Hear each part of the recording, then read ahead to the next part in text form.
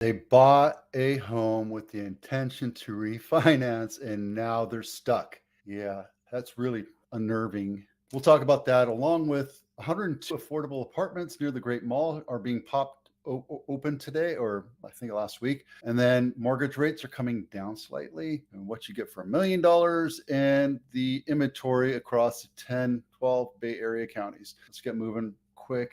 There you go. Okay, let's get moving. First one I want to talk about is good for you, Milpitas. They opened up affordable apartments. And here's the thing, 51 of those are dedicated to those transitioning out of homelessness. This is exactly what we need, right? Is it perfect? No, I'm just saying that, look, let's get these people off the streets and get them to, because that's one more most important thing is to clean up our streets. They don't want to be there. They just don't have any choice. Some people do, right? I know veterans that are PTSD and they can't be inside of a house. They just need to be outside. I get that. I totally understand that. That's a totally different problem. But there's people that just have lost their way. They overspent or didn't take care of their funds or something, and then they got themselves homeless. So good for you to do this. This link is in my blog, so please do take a minute to read this and give them kudos for doing this. I think it's a great thing. Good for you, Milpitas. Good for you, Mayor Carmen Montano, for doing this. Again, is this the right answer? I'm not here to judge. I'm here to tell you that this is a good thing. We got to get more and more people off the streets.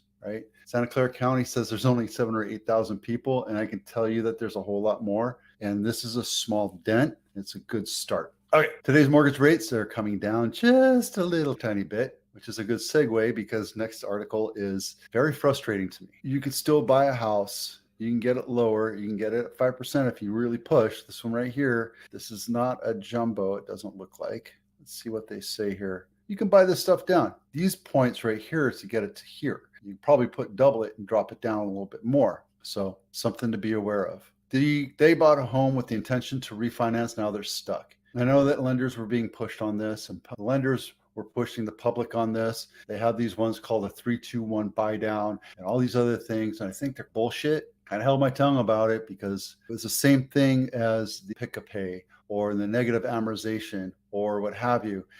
People think that they can get into it and then they can afford it. Look, if you can't afford a $7,000 a month housing bill, don't buy a house, right? Because there's no promise that the rates are going to go down. There's no way you're going to be able to refinance. You can refinance and then maybe get some more equity and then buy the points down. But guess who that helps? Not you as a buyer. So shame on you. If you push people on this and you made money on this, I got to tell you that right here, I only bought it because the loan company really pushed me that interest rates were going to go down. I never said rates will go down. I don't think we're going to see rates go down. Will we see it go down to 4.5%? Maybe. I think 5.5% is going to be where our equilibrium is. Right now, with all that inventory, we're not seeing that for another couple of years, maybe 5-10 years. So just understand that when your rates, the rate you get is the rate you get, and you have to make it sustainable.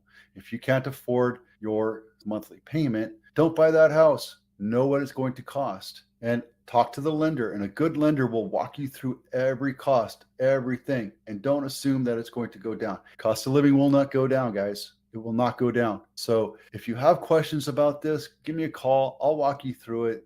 I'm more conservative. I don't like taking risks when it comes to this kind of stuff. But look at this poor family. They're screwed. And I can bet you $1 that there's a whole lot more people feeling the pinch right now. On the flip side, if you take the family out of this, it's good because it's going to increase the inventory, right? So 6 of one, half a dozen of the other. I know it's callous, but that's what it is. I use a website called AIDA for this lead stuff. And the great thing about it is they take care of everything for me. They do everything from funnel management, workflow automation, social campaigns, pillar pages. I even see who's doing what, and then they do the communications. I can go in and follow up once a week instead of having to be tied to my computer. I think it's a great opportunity for you to at least take a look at this if you're in a small business, right? I know they really focus on real estate, but I know that they do other small businesses too. They want to help you do the small bit marketing stuff that's day-to-day routine that keeps you trapped in front of your computer instead of in front of your clients. What you get for $1 million in Santa Clara County. This one's $1 million, 3-bedroom, 2-bath. Not my listing. It's on Rodeo Place.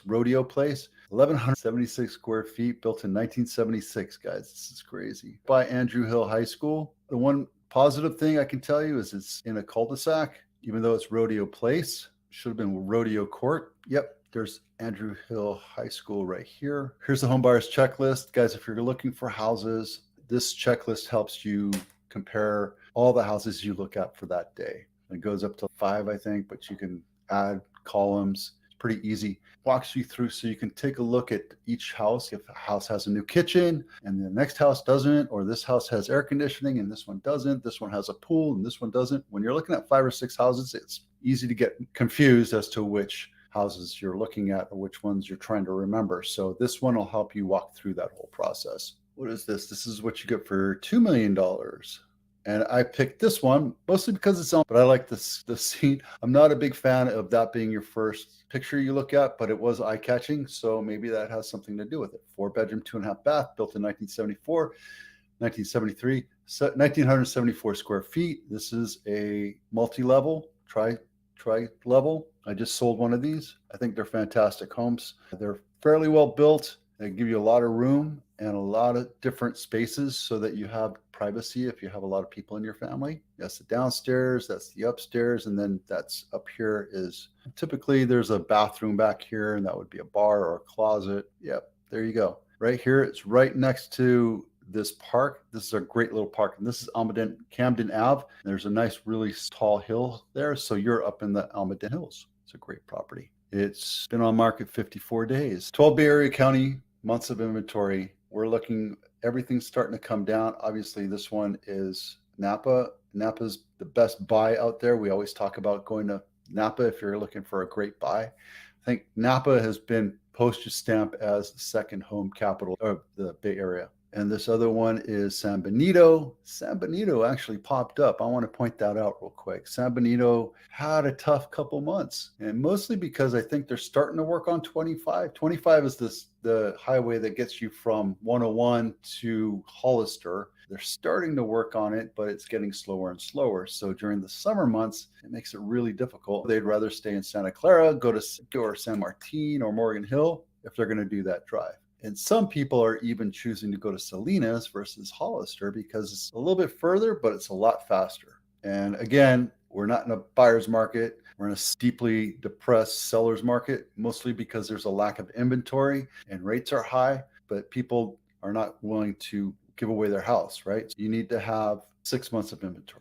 And right now we're at about 3 or 1%. That's Santa Clara County, right? And in order for it to be a balanced market as far as active number of single family homes, you need to be about 2,000. Active number of homes is, where are you? Why aren't you coming here? There it is. It's like 1,100. I can tell you right now, it's like 1,100 right here, 1,042. So that's why you need to be twice that in order for it to be a balanced market, not a buyer's market or a seller's market. It's got to be a balanced market at about 2,000. It could be 1,800, 1,900, depending on whatever it is. But historically, you need to be at about 2,000 active homes to make it a balanced market. That means people are freely trading houses without any pain. And the same thing with the cities here. The different 15 cities.